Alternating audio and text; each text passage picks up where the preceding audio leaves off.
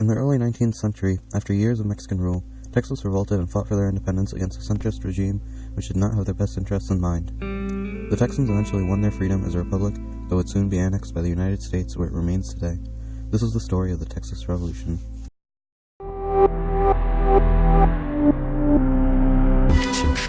See, the amazing thing about the Spanish-American War is that it happened.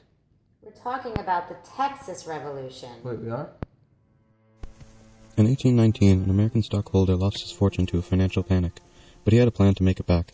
The Spanish territory of Texas was, at the time, barren and susceptible to attacks by natives, but it was perfect for a new American settlement. After 2 long years of negotiating, he managed to convince Spain to allow 300 families to settle in the territory. This man was none other than Moses Austin. In a way, Moses Austin was like the biblical Moses who parted the waves for his people to cross.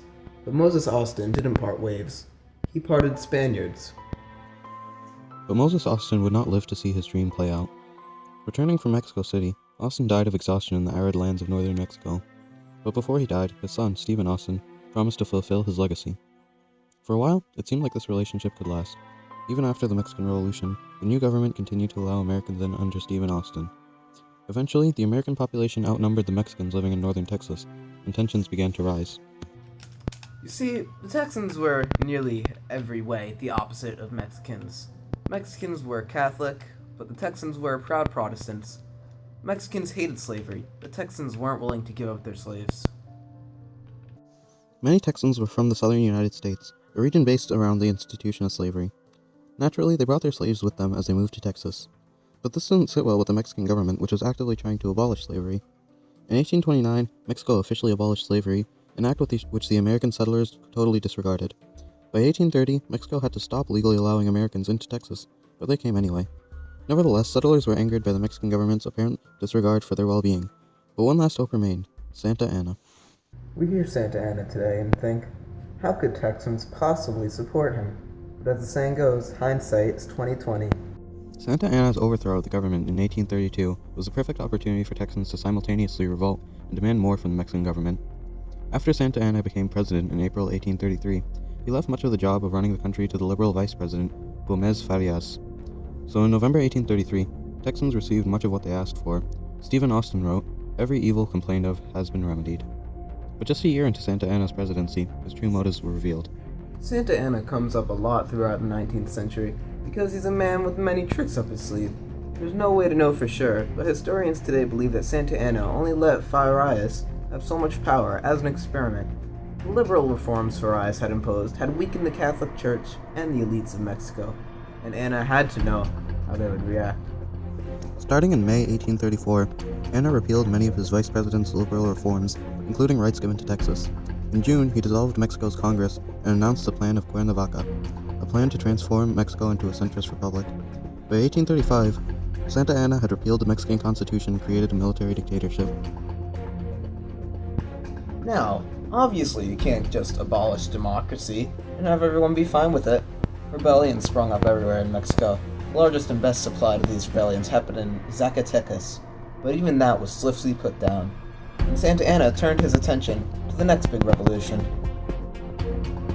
Texas. Prior to the revolution, the Texan city of Gonzales had received a small cannon to defend itself from natives. But given the rising tensions in the region, the government thought that it was dangerous to let the Texans have such a weapon. In late September of 1835, a small detachment was sent to retrieve the cannon. The settlers turned them back, leading to a larger army being sent in its place. The Texan volunteers, outnumbering the Mexican forces, counterattacked the army and drove them back with only 2 deaths. On October 2nd, 1835, the war had started with the Battle of Gonzales.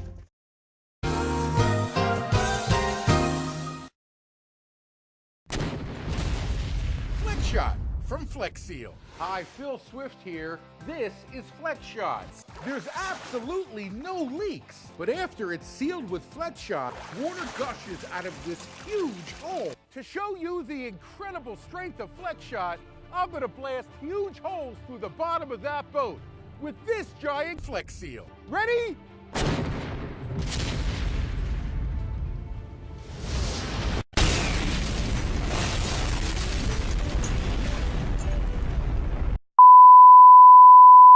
After the revolution started, sympathetic volunteers began pouring into Gonzales. They eventually elected Stephen Austin as the leader of the Army of the People. Confident in their ability, the Texans next stormed the Presidio La Bahia in Goliad. In only half an hour, the Texans defeated the Mexican garrison and occupied the building. Soon, Texas controlled large parts of the Gulf of Mexico, forcing communication between Mexican troops to use slower overland routes. While the smaller force held up the coast, Austin held a larger Texas force to the city of Bexar. The Texan force of 450 men set up camp around the city fortified with 650 Mexicans in October of 1835. The Mexican infantry made 3 charges at the Texans, all of which were total failures. On November 18th, the first American volunteers arrived, the New Orleans Greys. These orderly, obedient troops greatly boosted the morale of the Texans, but even that could only last so long. By early December, the winter was setting in, and many Texans wanted to retreat and resume the siege in early spring. But on December 5th, Colonel Ben Millen took it upon himself to lead a force of hundreds of Texans into the city. After 4 days of fighting, Texan forces cornered the Mexicans inside a mission called the Alamo. On December 10th, the Mexican defenders of Bexar surrendered, and Texans occupied the Alamo, marking the end of the nearly 2-month siege. The siege of Bexar was one of the major victories in the war between Texas and Mexico. The longest campaign of the war took a heavy toll on both sides, but in the end, Texas came out. Meanwhile, the Texas consultation convened on November 3rd to figure out what was to become of Texas governmentally. The consultation decided to put in place a provisional government based on Mexico's former constitution. They did not, however, declare independence. Texas was to remain in a state of rebellion only until Mexico's old government was restored. On November 13th, the new government created a regular army led by Sam Houston. This was to be separate from Austin's volunteer army, which the government had no control over. In late December, the government and armies began preparation for an expedition into Matamoros, a city located well within Mexican territory. Doing so would start moving the war out of Texas and hopefully encourage a larger revolt against the centrist government. But unfortunately for them, Santa Anna had caught on. Anna had received the news of the result by October 23rd. By late December, he was leading thousands of troops into Texas to put down the rebellion. The Tornell Decree was passed around the same time, which classified American volunteers among the Texan army as pirates rather than prisoners of war, meaning they could be executed when captured.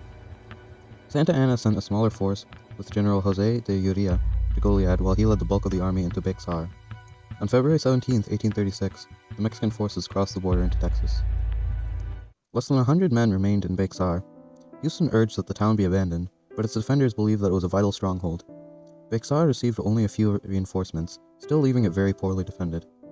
On February 23rd, Mexican forces under Santa Anna occupied the city as the defenders fell back into the same mission used by their enemies just months earlier, the Alamo. The Mexicans besieged the mission for 12 days before the order was given to attack. In just an hour, nearly the entirety of the defenders were wiped out, and Santa Anna ordered that the rest be executed. 2 weeks later, General Urrea reached Goliad, one of the first battlegrounds of the revolution. Urrea spent a week persuading the Texans to surrender. Unaware of the Tornell Decree, they were told they would be treated as prisoners of war and sent back to the United States. The Texans finally surrendered on March 27th. But when they marched out of the Presidio, they were immediately shot. Over 300 Texans were killed that day, and only 27 survived. The Alamo and Goliad were undoubtedly great military victories for the Mexicans, but they were terrible for the war effort. Santa Anna thought that a decisive victory would convince the Texans to stop fighting, but it did the opposite. "Remember the Alamo!" became a rallying cry for many Texans who wanted to avenge those lost to the Mexicans. Meanwhile, the political situation in Texas was heating up. On March 1st, 45 delegates attended the Texas Convention of 1836. They quickly and overwhelmingly passed a Declaration of Independence. The delegates then spent 10 days working out a new constitution. It borrowed heavily from the U.S. Constitution. Many parts were even copied word for word. On March 17th, the new constitution was adopted and the convention ended. Texas was now officially fighting a war of independence. Militarily, Texas wasn't doing very well. Volunteers soared after the outrage at the Alamo, but by early April, the Texan army was in full retreat. Many soldiers wanted to turn back and face the Mexicans, while others encouraged Houston to retreat all the way to Louisiana to gather more reinforcements. Meanwhile, the Mexican army had forced the government and the temporary capital of Harrisburg to flee. But just when the war was beginning to look like a Texan defeat, the Battle of San Jacinto turned it around. The retreating Texans turned around and caught the Mexican troops off guard, killing half the army and taking the other half prisoner. President Santa Anna was among those captured. After lengthy talks with Houston, Santa Anna agreed to recognize the Texas Republic with the border of the Rio Grande in exchange for safe passage back to Mexico. The Texan War for Independence was over. But Texas wasn't out of trouble yet. Santa Anna returned to Mexico to find that while away, he had been removed. The new Mexican government refused to approve the agreements he had made, claiming the border with Texas was at the Nueces River. It would take another war a decade later before the Texas dispute would officially be settled.